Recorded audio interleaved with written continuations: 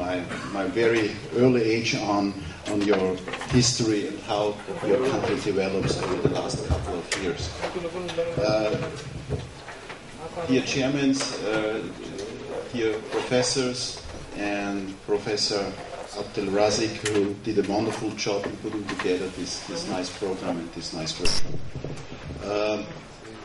I will start with my first talk, and I hope that I can handle what already Professor Selim said within 30 minutes to go through all the techniques.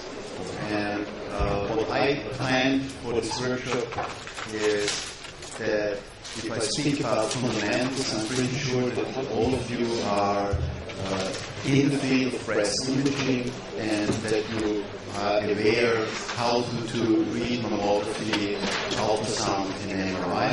And I promise you to make it not too simple. As already said, we have mammography, we have breast ultrasound as adjunct to mammography, and of course MRI of the breast. Again, adjunct to our very strong imaging tool, which is mammography. But at the end, with all three imaging techniques, we will focus on morphology, and we try to depict morphologic changes within the breast with all three imaging techniques.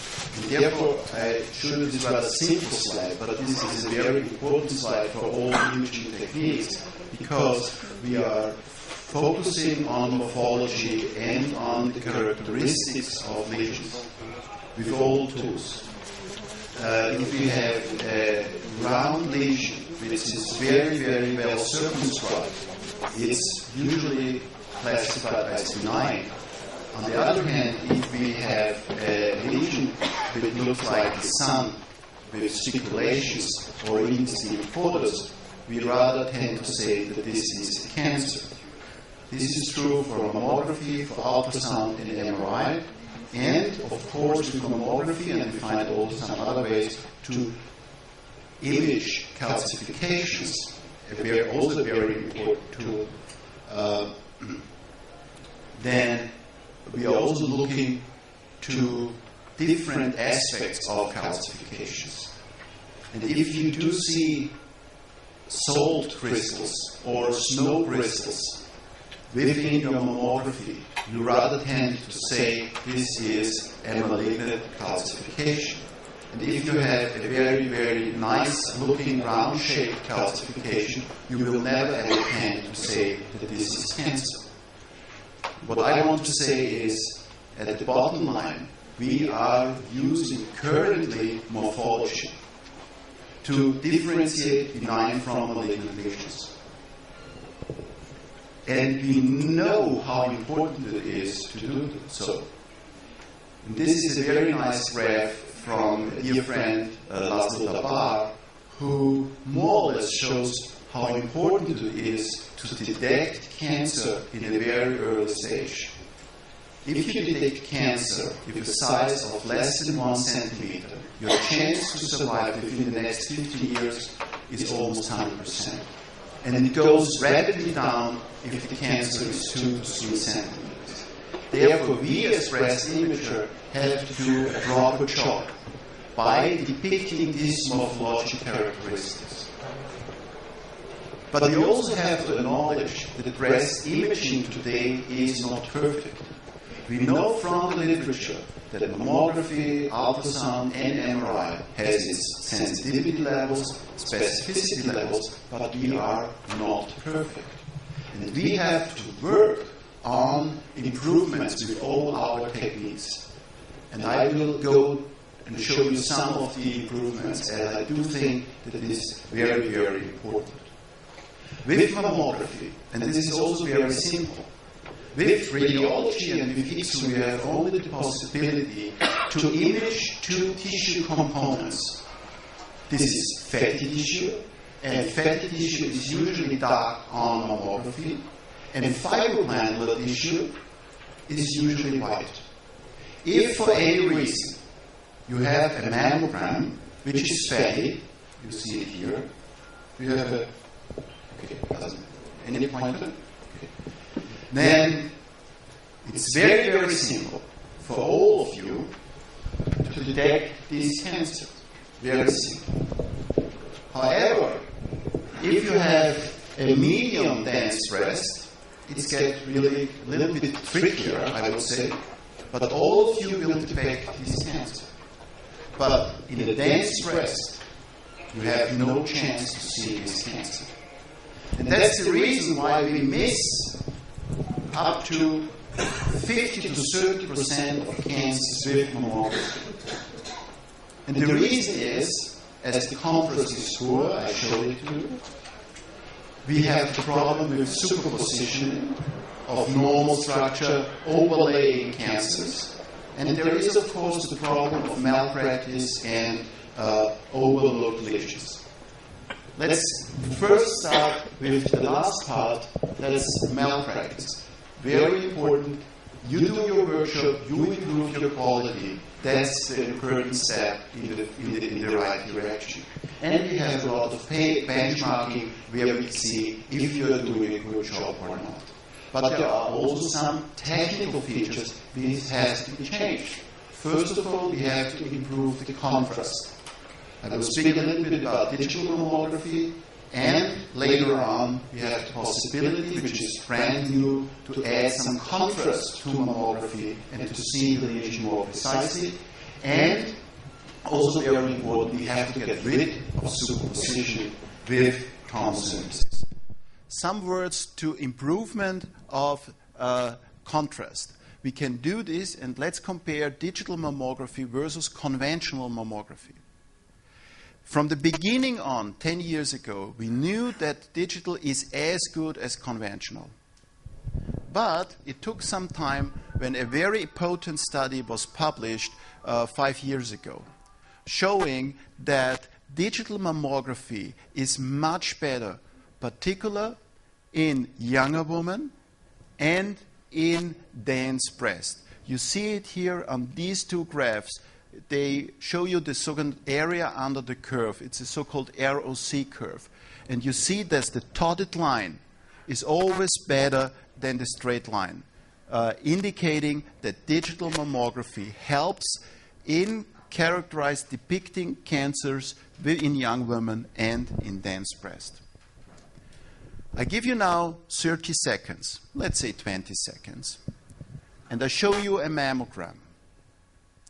And I promise that in this mammogram there is a 2-centimeter cancer. All of you have now the chance to find this cancer. Give me no answer. I will now explain you how tomosynthesis works, and then I will open the case. Tomosynthesis. With tomosynthesis, we have a very simple approach. We no longer image the breast with mammography as a two-dimensional thing.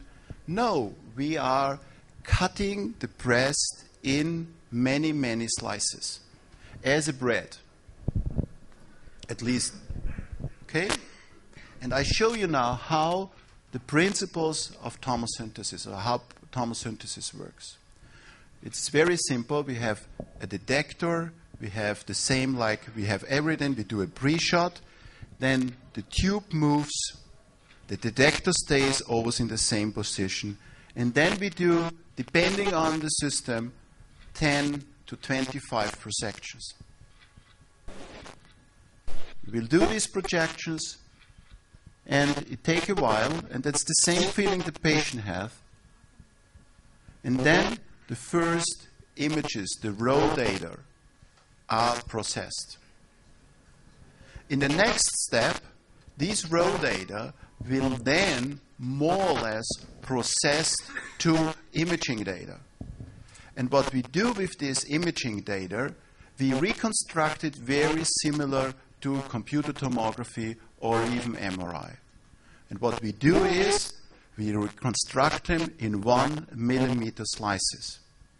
The slice depends, of course, on the compression and on the thickness of the breast, but overall, if you have a 4 centimeter thick compressed breast, you will have 40 slices. Now, where is the cancer? You had the chance, already 30 seconds. With mammography, very hard to find, and I show you now the tomosynthesis. On tomosynthesis, it's on 6 o'clock position. You see it very clearly. You see it very, very easy. Now, someone could argue, Thomas, do not show us images from a company, because this is an image from a company. Show us real cases. And I show you some real cases. This is a mammography. Maybe you see some, thanks, you see some architectural distortions, but without ultrasound, you would not have the chance to depict the cancer as in tomosynthesis. Now, you will argue, Thomas, don't show me these big cancers, show me a tiny cancer. And I show you a tiny cancer.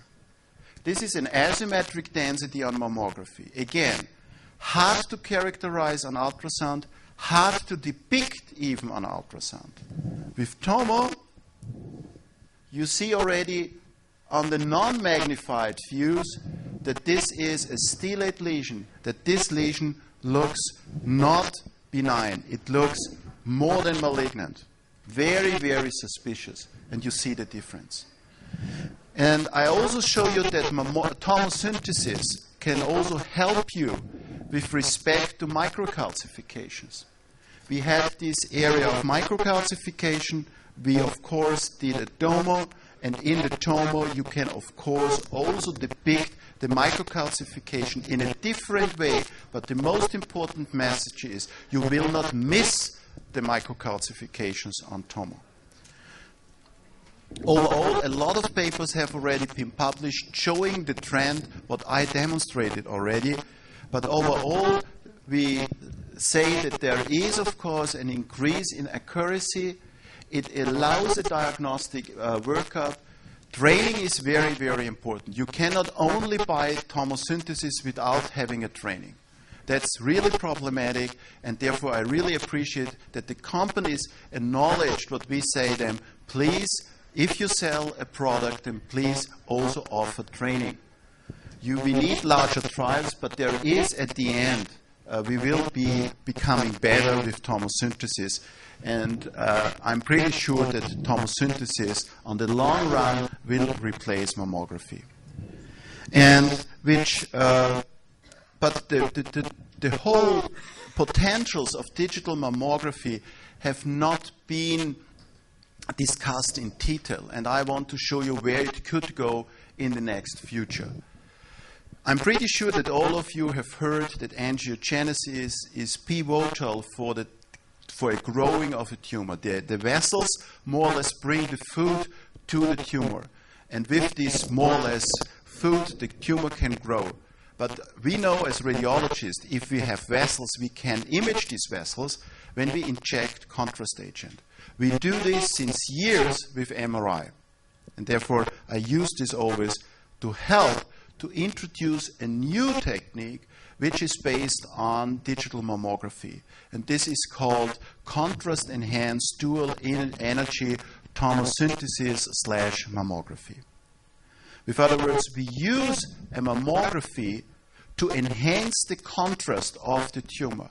How can this be done? You have, first of all, you have to make some adjustments in the hardware. We use other filters. We modify a little bit the X-ray spectrum, and then we do more or less two images.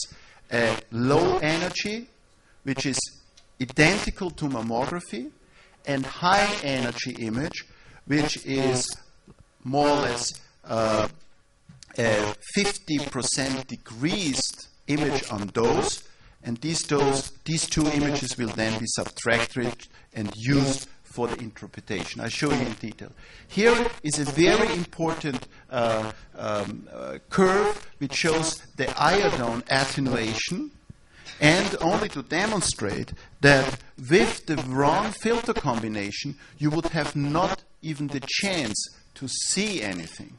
You need to have the right combination, like wolfram and titanium, that you can more or less, with your X-ray spectra, hit the K edge of iodine. Now, after all this physics, I go now to clinical routine, and I already showed you how it works.